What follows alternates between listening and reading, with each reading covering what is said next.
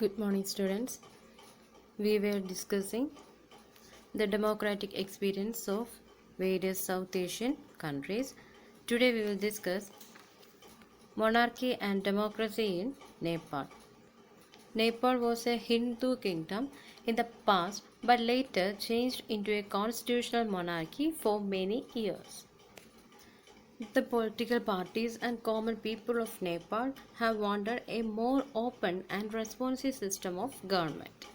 In the wake of strong pro-democracy movement, the king accepted the demand for new democratic constitution in 1990.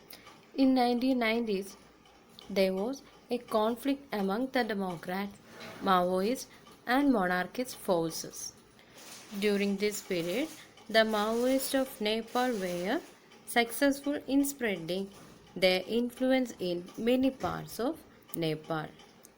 For some time, there was a triangular conflict among the monarchists, the Democrats, and the Maoists. It created political instability in the country. Then later, in 2002, the king abolished the parliament and dismissed the government. The triangular conflict among the Democrats, Maoists, and monarchists forces led to the abolition of parliament and the dismissal of government in 2002 by the king. Thus, the limited democracy that existed in Nepal also came to an end.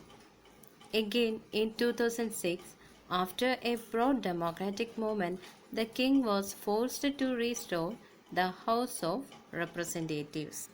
This pro-democratic non-violent movement was led by the Seven-Party Alliance, SPA, Seven-Party Alliance, the Maoist and social activists. The king was finally forced to restore parliament and accordingly a constituent assembly was constituted. In May 2008, monarchy was abolished in Nepal. Nepal was declared a secular state and a democratic republic. But some sections in Nepal still believe that a nominal monarchy is necessary for Nepal to retain its link with the past. The Maoist group have agreed to suspend armed struggles. Though Nepal adopted the path of democracy, its future is not stable. The political instability became the chief feature of Nepal democracy. The Maoist group want the constitution to include the radical programs of social and economic restructuring. The Maoists and some other political groups are also deeply suspicious of the Indian government and its role in the future of Nepal. Next topic, ethnic conflict and democracy in Sri Lanka. Sri Lanka retained its democracy since its independence in 1948. The democratic setup of Sri Lanka was disturbed by the ethnic conflict among the Sinhalese and the Tamil origin people. According to Sinhalese, the region of Ceylon belonged to Sinhala and not the Tamils who migrated from India. Ceylon means present Sri Lanka. Sri Lanka faced severe challenges not only from their military or monarchy but also from ethnic conflicts. So, after independence, the politics in Sri Lanka was dominated by forces that represented the interest of the majority Sinhala community. That's why the Sinhalese considered that the region of Ceylon belonged to Sinhala people only and not to the Tamil who migrated from India. They were hostile to the Tamils who had migrated from India to Sri Lanka, and this migration, which had started long ago, continued even after independence. Thus, the Sinhala nationalists believed that Sri Lanka should not give concessions to the Tamils because Sri Lanka belongs to the Sinhalas people only. And this led to the formation of Liberation Tiger of Tamil Elam, a militant organization who demanded a separate country for this Tamil group. The militant organization LTTE, Liberation Tigers of Tamil Elam, was formed under the leadership of Velupulla Prabhakaran in 1972. What was the demand of LTTE? They demanded the formation of Tamil Elam, or a separate country for the Tamils of Sri Lanka. That is the main demand of LTTE. From 1983 onwards, the LTTE has been fighting against the Sri Lankan army for the creation of a separate state. So they adopted terrorist activities, guerrilla warfare, and direct war to achieve their objectives. Then, what led to the growth of militant Tamil nationalism? The neglect and discrimination towards the Tamil people led to the growth of militant Tamil nationalism. The Tamils in the Sri Lanka are of Indian origin.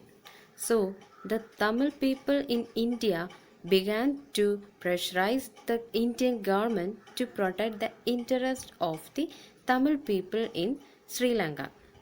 Consequently, the government of India conducted several negotiations with the Sri Lankan government on the Tamil question. But in 1987, the Indian government was directly involved in the Sri Lankan Tamil issue.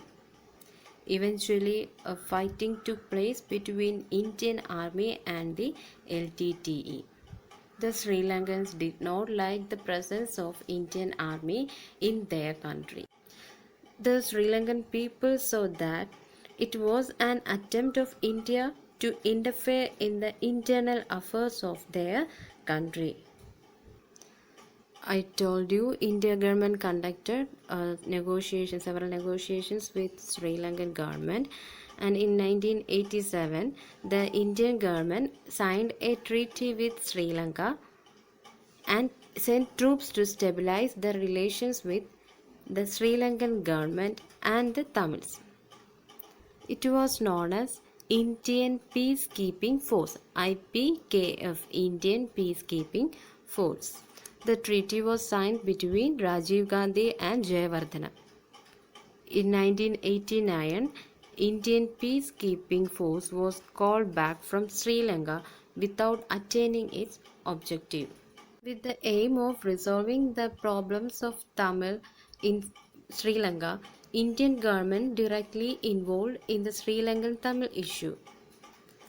But it led to a fighting between Indian army and the LTTE, and the presence of Indian army in Sri Lanka was considered as an attempt of India to interfere in the internal affairs of Sri Lanka.